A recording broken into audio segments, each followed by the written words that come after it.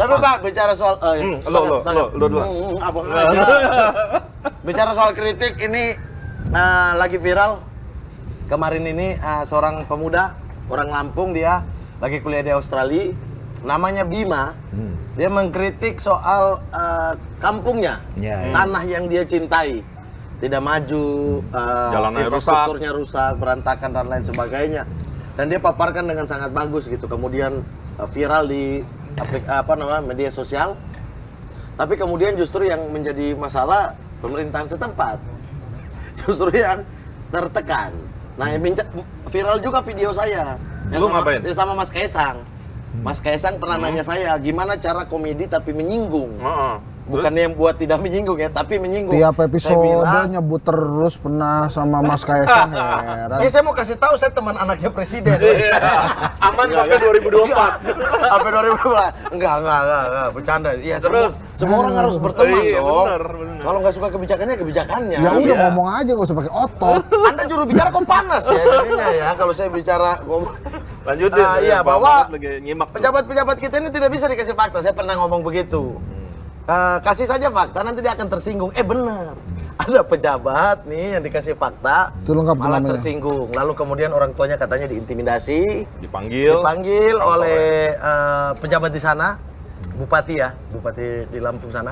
Dan ada unsur APH kalau nggak salah, yang datangin bapaknya. Datangin bapaknya, sampai dia bikin video kembali lagi dengan cukup sedih. Dia menangis, dia bilang, serang saya aja, jangan ibu bapak saya.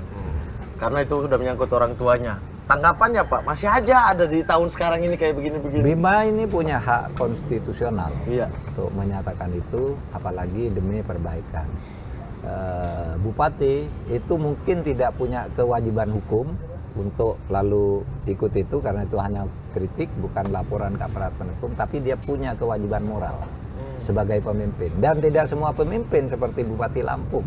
Kalau dikritik lalu yang ngeritik, Anda masih ingat waktu saya ketua MK, orang ngeritik ke MK saya panggil, saya kasih kamu jadi ketua tim, cari sampai ketemu berapa kamu uang butuhkan. Kalau saya bentuk tim, Anda tidak percaya, Anda cari anggota tim sendiri, pilih sendiri, buktikan gitu. Ya begitu. Ya kemudian hasil laporannya yang ada buktinya ya kita tindak. Ada yang dilaporkan diam-diam ke KPK yang kemudian sesudah itu ditangkap juga. Meskipun yang ditemukan kemudian lain dari yang dilaporkan, tidak apa-apa, itu masukan. Dan banyak loh bupati, gubernur yang sekarang itu terbuka. Kalau menemukan orang kayak Bima ini dicari sebenarnya apa, saya minta buktinya, ayo bantu saya, banyak. Itu kan Anda tahu bupati di Indonesia tuh, bupati dan wali kota jumlahnya 524. Anda nemukan satu bupati Lampung, mungkin 2 wali kota ini, tapi yang lain-lain umumnya akomodatif ya. Tapi gara-gara apalagi sekarang ya, ini ada baru ini menarik. Menarik nih. Yang penjabat kepala daerah sekarang 8. ini. Ada 8 penjabat. Iya, yang gubernur. Di seluruh Indonesia itu kan penjabat sekarang yang menunggu tahun ini. Itu ternyata itu bersih dari korupsi. Akomodatif terhadap suara masyarakat. Sesudah dianalisis, kenapa ya? Karena ini tidak dicalonkan oleh partai. Iya. Nggak punya hutang politik. Betul sekali. Sehingga yang sekarang ini coba, ini dalam hampir 1 tahun ini ya, ini yang ditunjuk-tunjuk ini bersih semua kan? Gitu. Nggak ada beban untuk mengembalikan apa.